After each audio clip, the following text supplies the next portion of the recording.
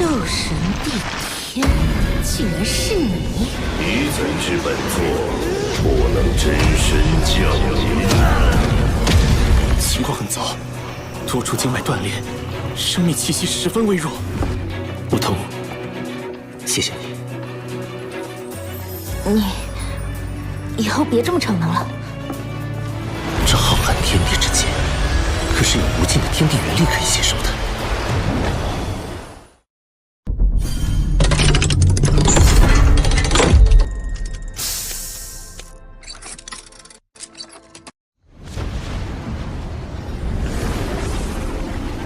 在这固化魂力中，融入精神力呢？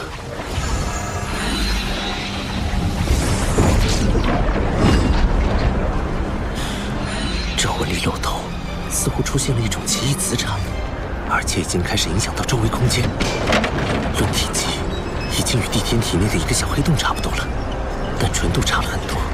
以我现在的能力，是无法将这魂力漏斗收入体内的。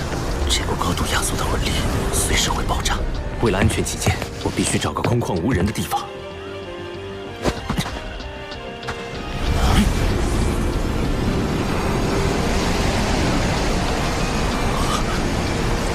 周围方圆数千平方米的天地元力都在朝着这里汇聚过来，太神奇了！这究竟是一种怎样的法则？有失控了，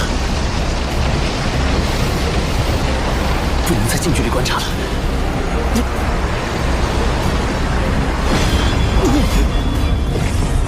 怎么回事？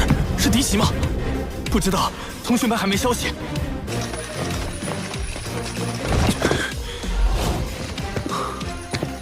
爆炸威力这么强，这还只是个未完成品。霍雨浩，你干什么去了？我去外面透透气。透个气要这么长时间？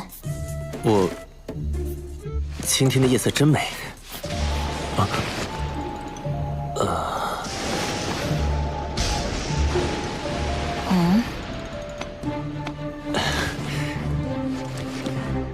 你怎么知道我没在帐篷内的？我有事路过，就顺便过来看你一眼。你既然没事了，明天我们就回学院吧。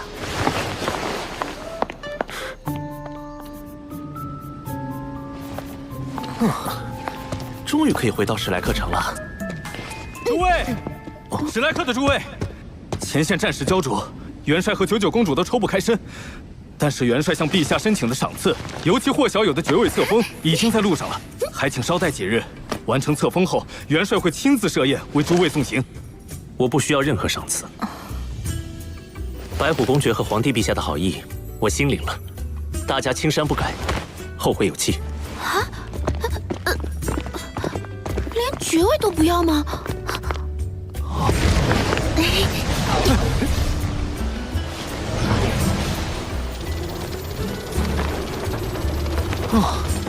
飞了3个时辰了，大家先休息一下吧。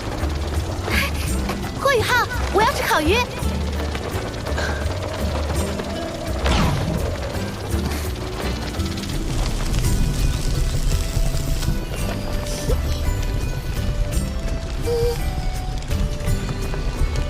他怎么心事重重的？烤鱼好了，大家可以吃了。我不饿，修炼完再吃。小师弟，你这么努力，还让不让我们活啊？好香啊！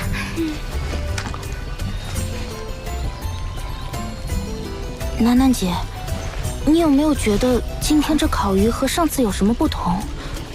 好像少了些什么。我没觉得有什么不同啊，还是那么的美味。我明白了，确实是少了些什么，不过不是我们的，而是你的烤鱼。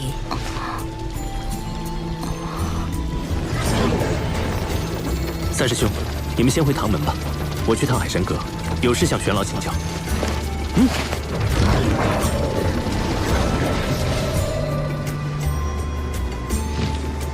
唐老师好，霍学长好。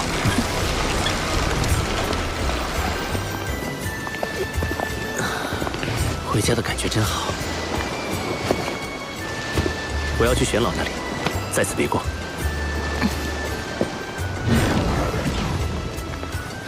唐舞桐，你为什么要这么关注他？你不能再这样了。老师，我回来了。这次出去，我竟然见到了叶溪水前辈。他现在已经是日月帝国的死神斗罗了。老师，您听得到我说话吗？穆老是没有办法回应你的。受潮时，他释放能量导致灵魂受损，现在只能在黄金树内温养。大陆局面突然变得如此不堪，没想到日月帝国隐藏的竟然如此之深。叶溪水，他果然还活着，只是他与龙逍遥一起站在了日月帝国这边，是我不曾料到的。2名99级极限斗罗，足以撼动整座大陆的局势了。毒不死前辈不是也已经突破了吗？也许毒老怪在日月帝国的突袭中伤了本源，加上本体宗年轻一代损失殆尽，心气大跌，很难再与龙逍遥及叶溪水争锋了。天魂帝国经过这次偷袭，元气大伤，恐怕也再难有一战之力了。玄老，那我们能否召集一些隐士宗门一起对抗日月帝国呢？毕竟，咱们原属斗罗大陆3国，如果被日月帝国侵占，他们也不会有什么好结果。已经在做了，很多宗门都积极响应，但在日月帝国最先进的魂导武器面前，这股抵抗力量还是太弱小了。玄老，有件事我想向您请教。此前在明斗山脉，我与叶溪水对上的时候，引动逆灵召唤帝天附体，帝天将力量通过空间之力注入到我的身体中，借助我的身体降临。那时我发现帝天的魂力运转与我完全不同，仿佛一个个黑洞相连，其间蕴含着极为恐怖的空间之力。学院教授的知识止步于魂斗罗，到了封号斗罗后，魂力的变化没有讲过。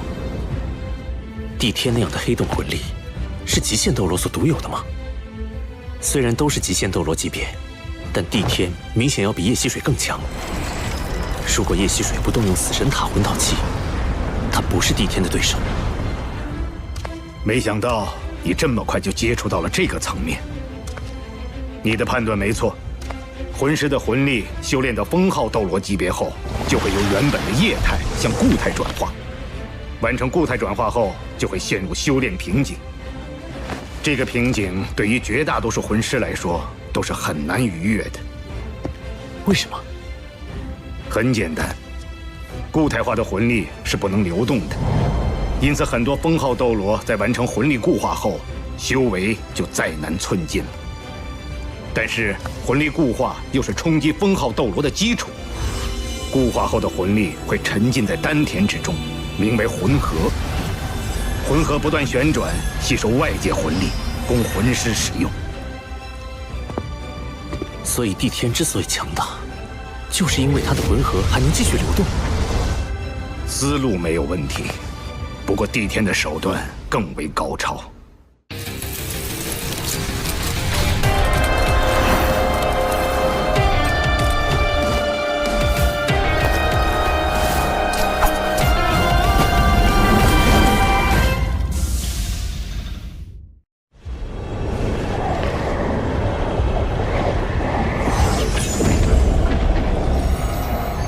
这就是帝天体内魂力情况的原理，以自身魂力为引，引起空间塌陷，构成一个能够无尽吞噬天地元力的黑洞。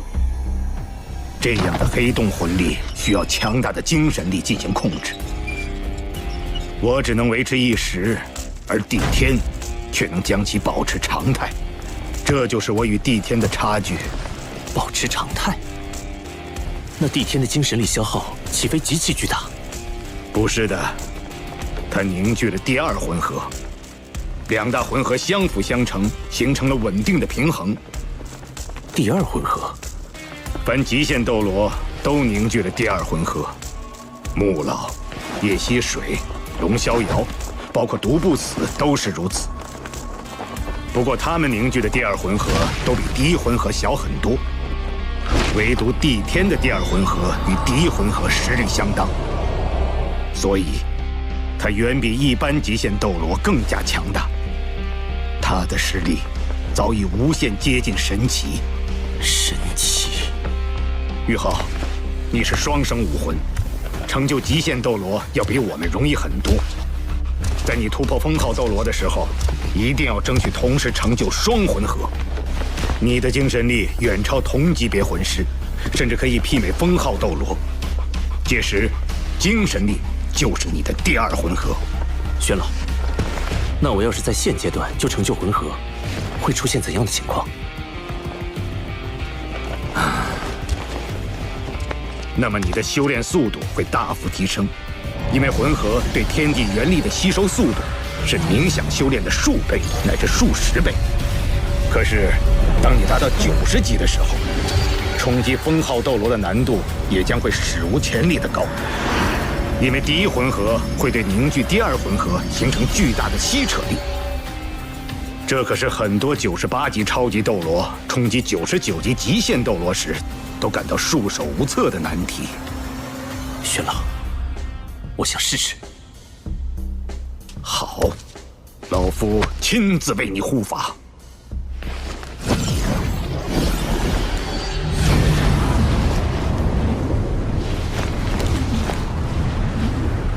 很好，继续，让我看看你最终能做到什么程度。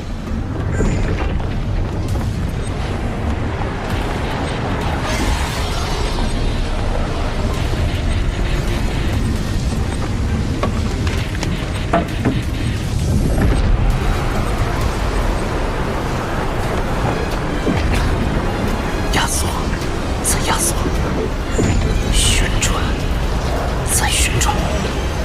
固态魂力已经超过我体内魂力总量的半数了。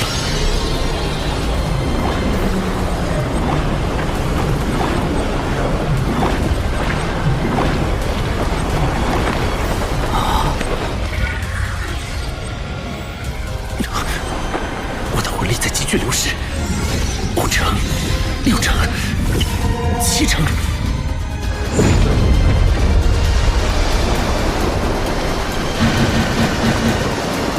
强烈的魂力波动，有人在冲击超级斗罗。魂力波动的核心在玄老房间，既然有玄老护法，应该不必担心。我们且在这里观察一阵。奇怪，那会是谁在冲击超级斗罗呢？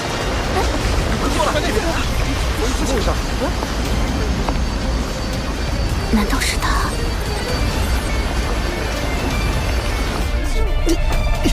？8成，魂力被吞噬超过8成了。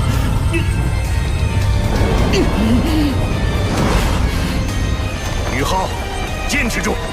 你的固态魂力已经属性化了，如果在现在这个级别就能构建魂核长弓，你就能在很短的时间内达到89级。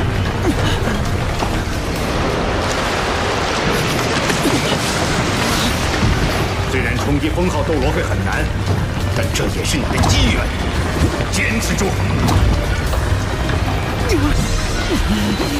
宇浩到达极限了，不得已，以我的魂力禁锢住宇浩的固态魂力，再将其送入高空引爆，应该不会有太大危险。只是宇浩要虚弱几天才能恢复过来。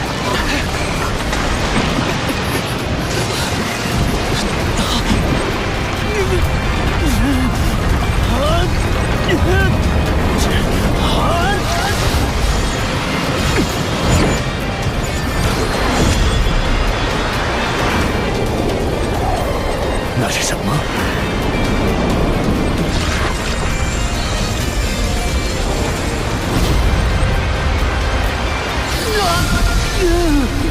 生命函数之乱！天梦阁，继续，有我呢！天梦，你再将你的本源之力汇入宇浩体内。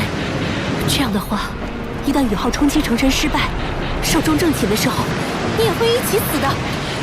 当我选择宇浩的时候，就已经决定与他同生共死了。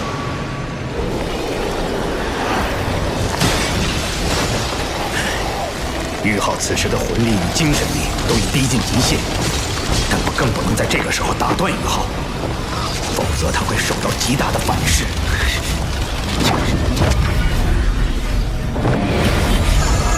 来吧，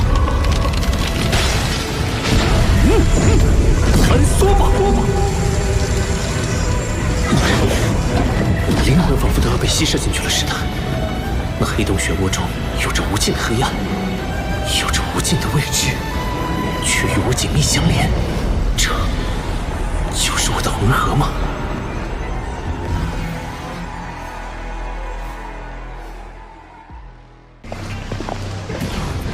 汤武桐，你为什么要这么关注他？你不能再这样了。固化后的魂力会沉浸在丹田之中，名为魂核。玄老，我想试试。老夫亲自为你护法。继续，有我呢。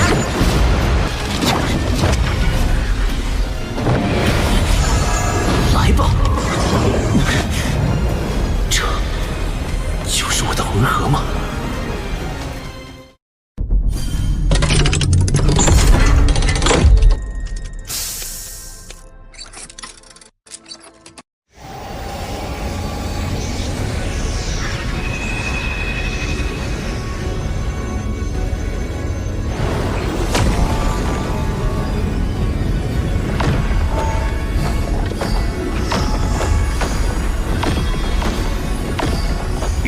将第一魂核融合在精神之海，而不是丹田。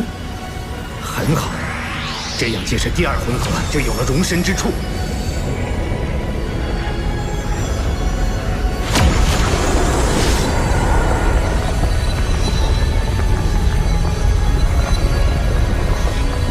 于浩，你成功了！你真的在魂圣阶段就凝聚了属于自己的第一魂核。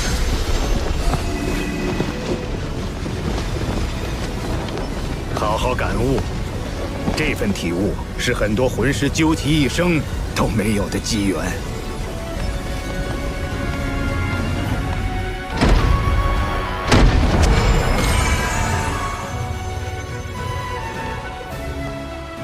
玄老，刚才不是您在冲击第二魂核，而是……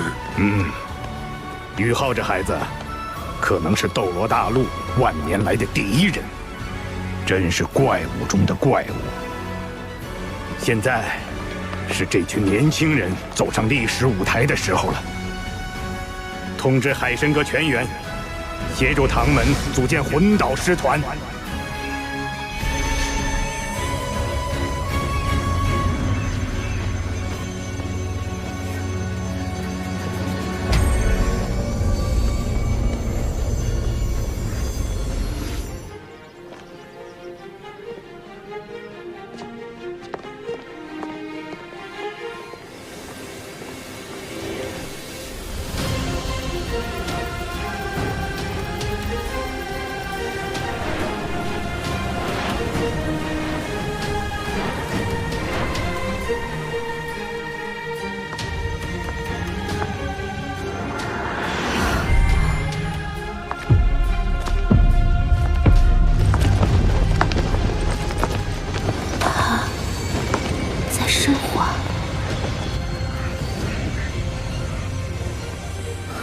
怎么回事？我的魂力自行运转起来了。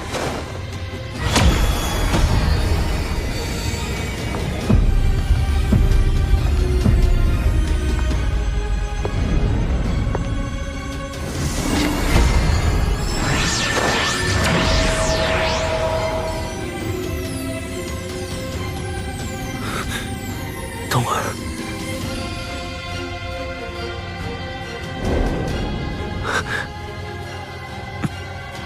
抱歉，我是唐舞桐。该说抱歉的是我才对。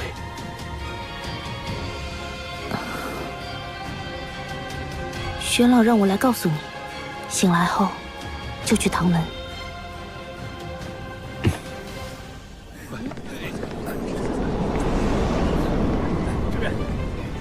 西都放这儿吧。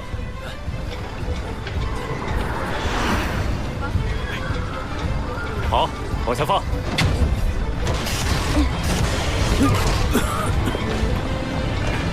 岳大师兄，学院送的第3批材料到了，你把那箱搬到那儿去。好，快送去库房吧，这里都快堆不下了。大师兄，宇浩，你可算回来了。你都在海神阁入定1个月了，可把我们给忙死了。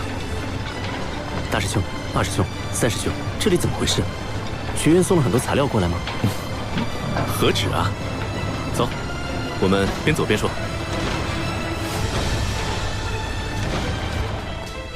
魂导师团。学院经过海神阁讨论，综合各方面意见，决定建立3个魂导师团。3个？按照日月帝国那样，一支魂导师团数量是500人的话，装备3个魂导师团，那可就是1500人。这1500人的装备，哪是那么容易制作出来的？第1支魂导师团名为唐门魂导师团，是学院特批，也是3支中装备最精良的。总人数200人，全部装备唐门最先进魂导器，由魂帝以上级别的魂师组成。团长为仙灵2院长，副团长钱多多院长。同时，唐门魂导师团的封号斗罗一共将有10位，全部由学院补充进来。200人，其中有10名封号斗罗。就算日月帝国最强大的护国之首皇家魂导师团，也没有这么夸张的配置啊！我们唐门能满足这么高的魂导器需求吗？所以这支魂导师团全部由近战魂导师组成，所配备的魂导器全部以增强速度和攻击力为主。唯一的联动魂导器是群体防御。原来如此，这样确实能做到扬长补短。那么另外2支魂导师团，想必分别是以远程魂导器和定装魂导器为主了吧？不愧是小师弟，一点就通。另外2支魂导师团，一支名为重炮魂导师团，单纯配备唐门最先进诸葛神弩炮，共300门。最后一支名为炮台魂导师团，共1500名魂师，配备的魂导器也只有1种，全地形自走炮台，共300台。这样的3支魂导师团，完全是3头吞金巨兽。楠楠，你怎么越来越像钱多多副院长了？巨额的资金消耗暂且不提，要满足这3支魂导师团的魂导器配置，我们唐门的稀有金属恐怕还不够。虽然我们从日月帝国卷走了一批稀有金属，但品级最高的稀有金属仍然不足。不错，这也是我们着急叫你回来的原因。想到办法了。秋秋，霍雨浩，跟我走一趟吧。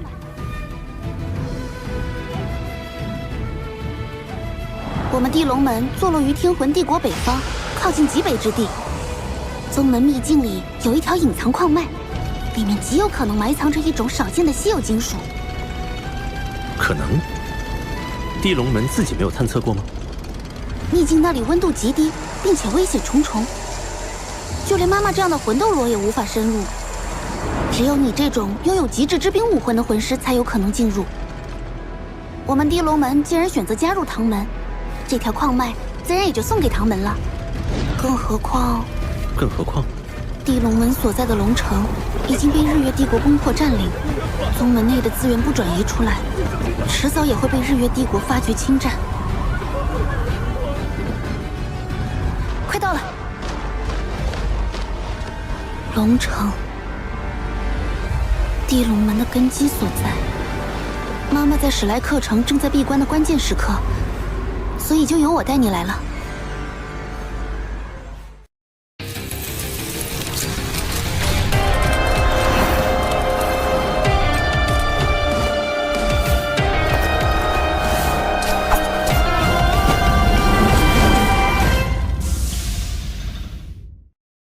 跟我来。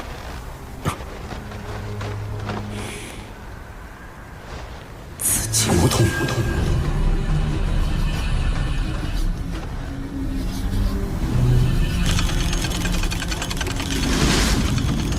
有守卫，怎么办？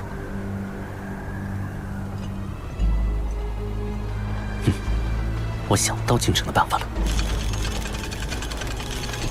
萤火之光。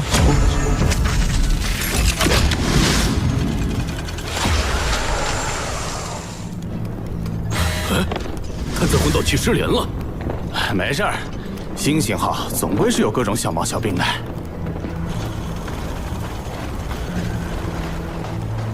到换班时间了，他俩人呢？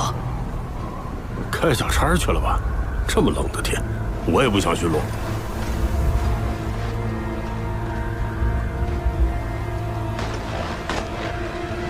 这身衣服好暖和呀！嘘。哦。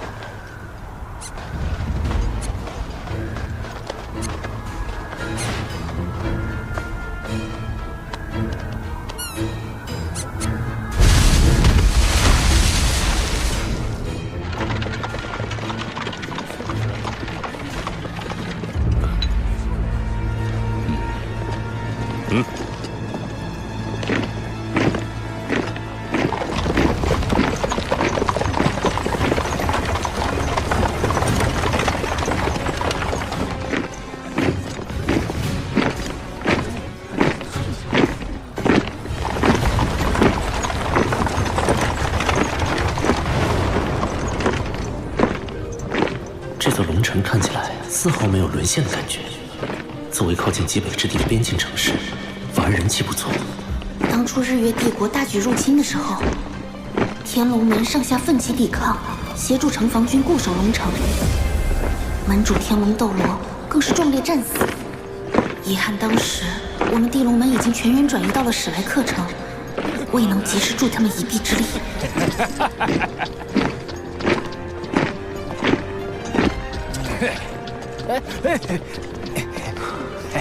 天龙门，玉天龙呢？大战之后不知所踪，希望还活着吧。这里就是城主府，那是日月商会的人。龙城城破之后，第一批进入城内的就是这批日月帝国的商人，他们带来了大量御寒物资和先进的魂导热能器，低价甚至免费发放。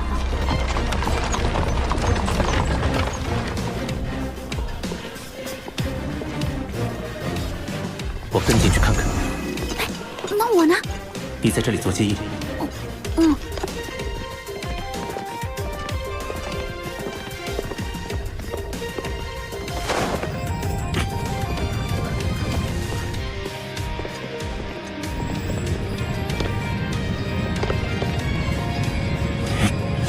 东西都送给他们，不要心疼。元帅说过，当他们适应了魂导器的生活后，就离不开我们。用不了几年，就能让整座城市的民众归心。科技渗透，确实是个不错的阳谋。这个神秘的元帅究竟是谁呢？就事论事，这样改善民生的举措，确实帮到了城内很多平民。你居然向着他们！这是历史上很多侵略者惯用的手法，把反抗者杀掉，掐灭敌对的声音，再用利益收买人心。很快，他们就只会听到一个声音：拥护。但说到底，就是为了满足侵略者长期殖民的野心。随着战线拉长，这些殖民地的百姓只会沦为给战争机器输血的养料。你似乎很了解。10000年前，斗罗大陆上曾发生过一模一样的事。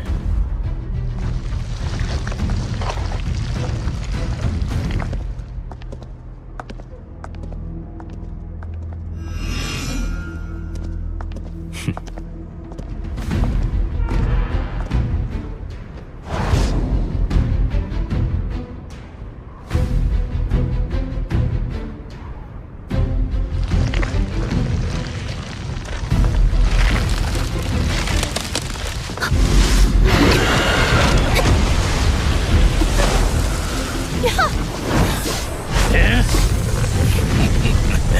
小丫头，终于等到你了。山蟒宗，果然是你们！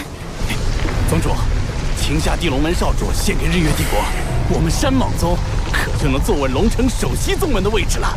所以，龙城城破之日，天龙门上下浴血奋战之时，你们山莽宗却投靠了日月帝国。嘿嘿，少废话，拿下你，南水水这娘们儿肯定许全宗投降。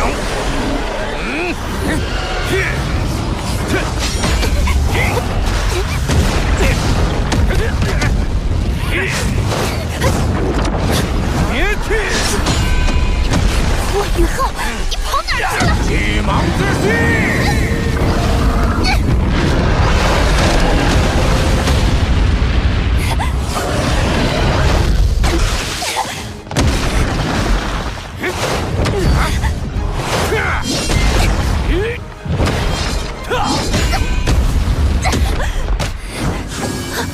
霍雨浩，你还不出来帮忙？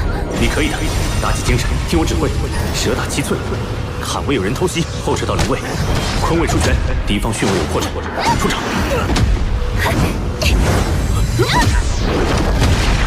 左手出掌，右手蓄力。逆捏之手。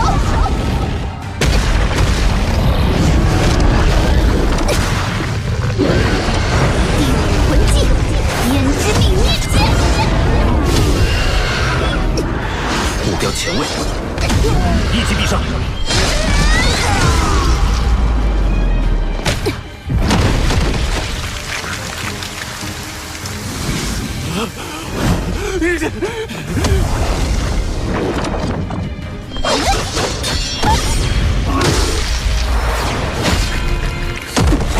背主求荣的人渣，早就该死了。霍雨浩，你居然袖手旁观，让本姑娘一个人对付这3条臭蟒。进来吧。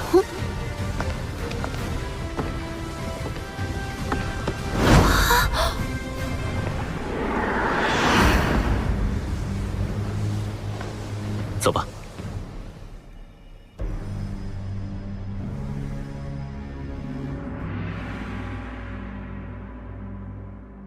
你真的在魂圣阶段就凝聚了属于自己的第一魂核？怎么回事？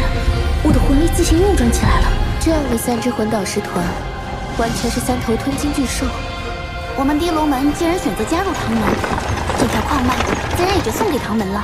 你可以的，打起精神，听我指挥，蛇打七寸，坎位有人偷袭。求荣的人渣，早就该死。走吧。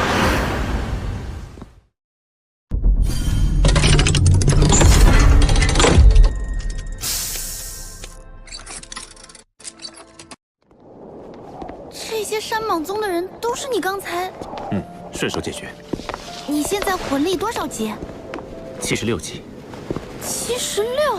不久之前的斗魂大赛上，你还只有5环魂王修为，怎么会有这么快的修炼速度？一些机缘罢了。你真是怪物中的怪物。就是这里了，这口寒泉蕴含着浓郁的灵气，寒泉之下便是拥有奇异矿石的洞府。这水下似乎有什么在吸引着我。你下去吧，我在外面守着。虽然你有极致之冰，但也不要勉强。若是承受不住低温，就立即上来。好。果然灵气浓郁异常。曾经有一位先祖从里面开凿出一块小矿石，其中蕴含着浓郁的冰属性气息。那矿石本身又呈现金属特性，所以先祖传承下来，一直认为在这洞府内部是一处矿脉，一处拥有着冰属性稀有金属的矿脉。也许这稀有金属能助我突破魂斗罗。好一股纯净的冰属性天地元力，这里果然是一处宝地。冰皇护体，温度竟与冰火两仪眼的寒极冰泉相差无几，那里一定是这处寒泉的泉眼所在。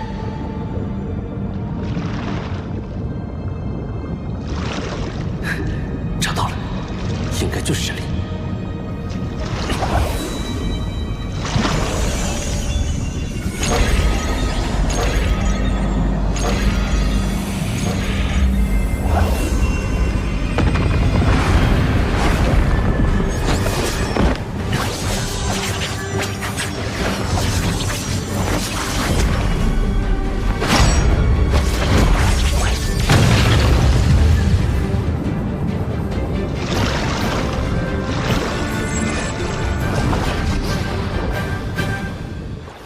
这座秘境送给你是正确的选择，也是天才中的天才。只有你能帮助地龙门重现往日辉煌。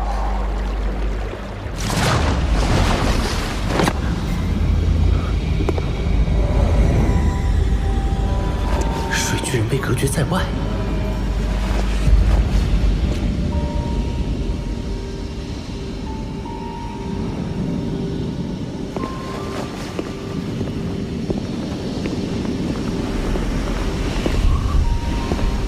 好冷，我已经拥有极致之冰，怎么还会感到寒冷？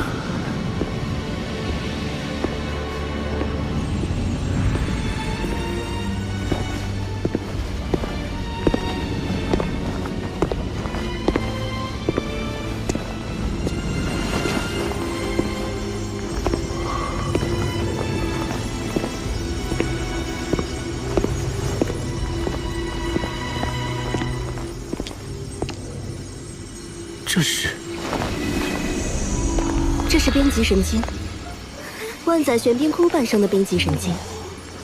这么多的冰极神经，一定有万载玄冰窟存在。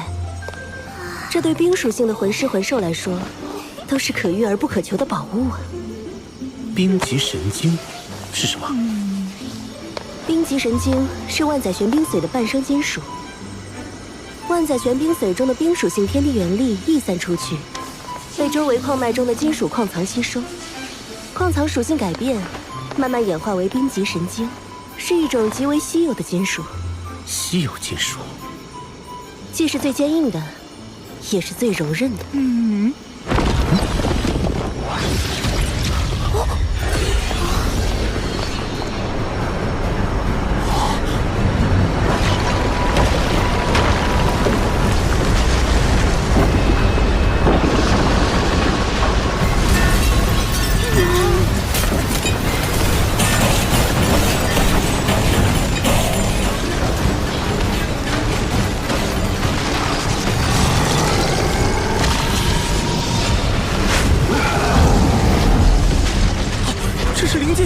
专系是冰极神经，更有好几次差点死在他手里。对不住了，冰极神经，我可不准备让给你。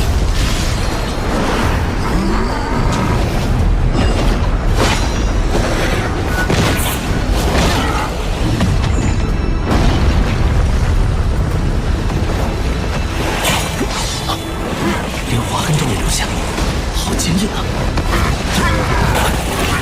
宇浩，你试一下将极致之冰融入暗金铜爪之中。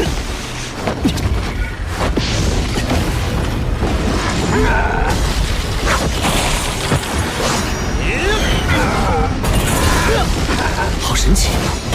我将极致之冰注入暗金孔爪之后，冰极神经内部竟然产生了一股亲和力，可以轻松切割，改变其结构。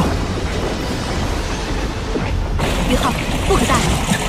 冰极神经之所以被称之为神经，就是因为它本身已经进化到了拥有一定生命力的境界。要想击败它，就必须压制它内部的核心能量。那我们就一起上，让他看看极致之冰的厉害。永动之域，八角万象刺！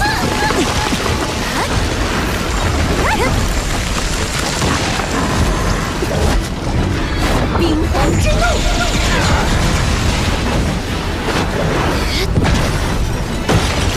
地寒天，雪舞耀阳，平顶爆！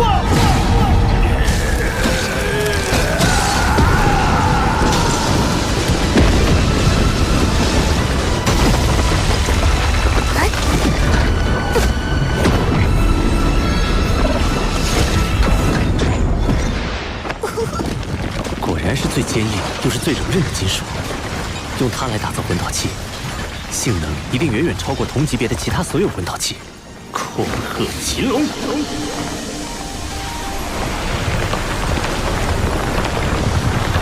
此数量的冰极神经，可是一举解决了唐门魂导器欠缺原材料的难题。看来冰极神经已经被全部开采。好了，宇浩，你可别捡了芝麻丢了西瓜。这洞窟深处的万载玄冰髓才是更珍贵的天下至宝。这里的冰元素已经浓烈到了我无法吸收的程度。未经打磨的万载玄冰里面蕴含的天地元力可是非常狂乱的，一定要小心。前面的温度估计已经接近绝对零度了。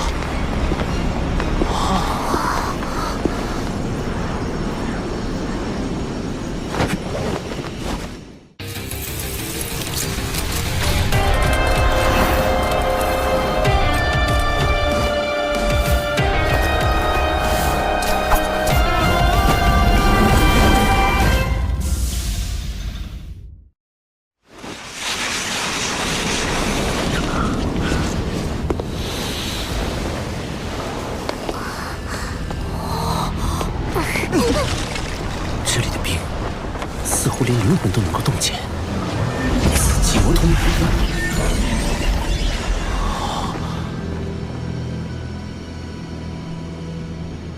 好漂亮，和冰极神经的极寒内敛不同，这里的寒意根本无法内敛，空气似乎都是粘稠的。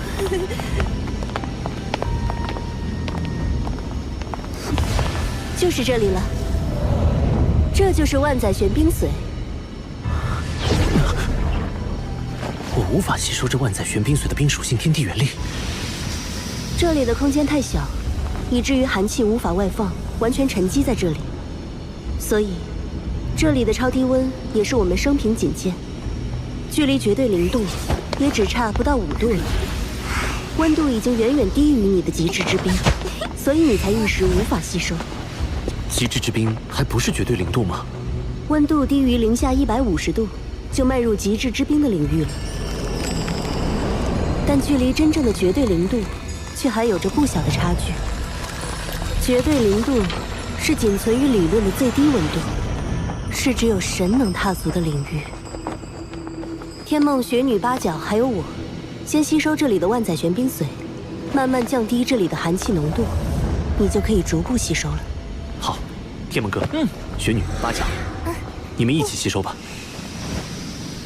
等等，这万载玄冰髓，我至少要先吸收一半。你说什么啊，冰冰？你难道是想借助这万载玄冰髓的天地元力重塑肉身，继而谋求脱离宇浩独立存在？你把我想成什么了？用你那个100万年修为的脑子想想，宇浩的所有魂灵中，谁是唯一拥有极致之冰的那个？你是想？我不仅拥有极致之冰，还是宇浩的武魂，能最大限度地吸收冰属性天地元力，而且能将这部分天地元力化作我的本源之力暂时储存。等到宇浩凝结第2魂核时，再将这部分天地元力全部融入他体内。要知道，魂师一般是要在封号斗罗阶段才凝聚魂核的，而宇浩就是因为天梦女在魂圣阶段就凝聚了第1魂核，那他凝聚第2魂核的难度就是空前的。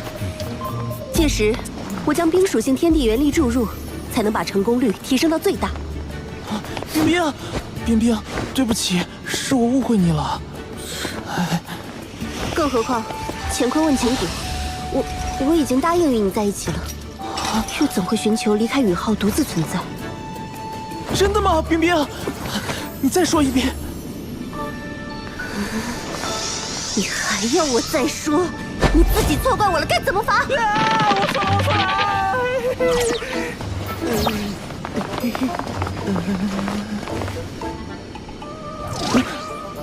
回头再跟你算账。赶快说吸收这万载玄冰髓的事儿吧。我们几个魂灵先吸收。宇浩，你自己只能吸收少部分。万载玄冰髓的效力太强了，如果你吸收太多，很可能会像当初天梦那样陷入沉睡。要是睡上个1000年万年，那就一切都太晚了。好。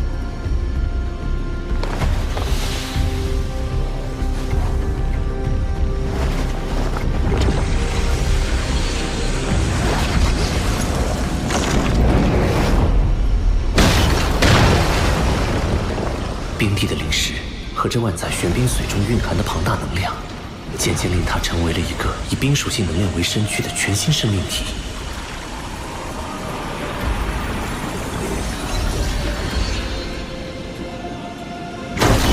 冰帝帝吸收了9根，我可以了。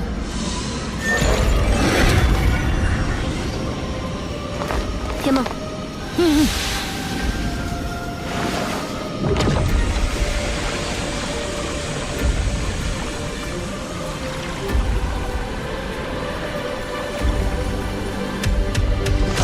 天梦阁吸收了3根。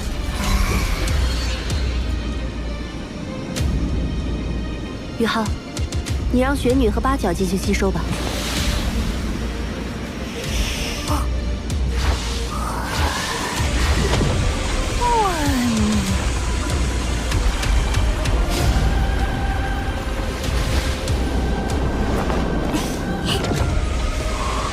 雪女吸收万载玄冰髓的速度比冰帝还要快，八角吸收了6根，雪女居然吸收了13根。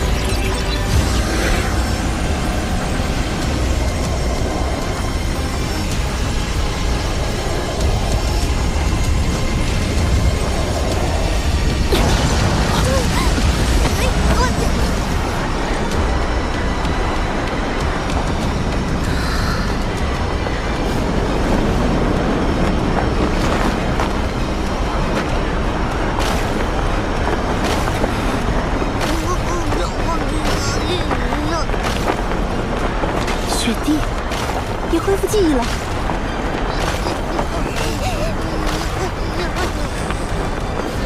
这些日子多谢照顾，爸爸。别，那是你刚刚新生，没有记忆，做不得数的。重获新生的时候，我就已经不是当初的冰天雪女，而是一个全新的婴孩。我们血脉相连，你当然是我的爸爸。再造之恩无以为报，我必然会陪伴你一直走下去，去挑战魂师那一层至高的境界。就算你失败了，我也会陪你一直到生命的尽头。雪帝，你……谢谢你，冰儿。爸爸，等你的魂力提升到8环后，到极北之地走一趟吧，那里有个适合你修炼突破的地方。地天，你是兽神，别的凶兽怕你，我可不怕。不怒自威，这才是极北3大天王之首，雪帝，冰天雪女。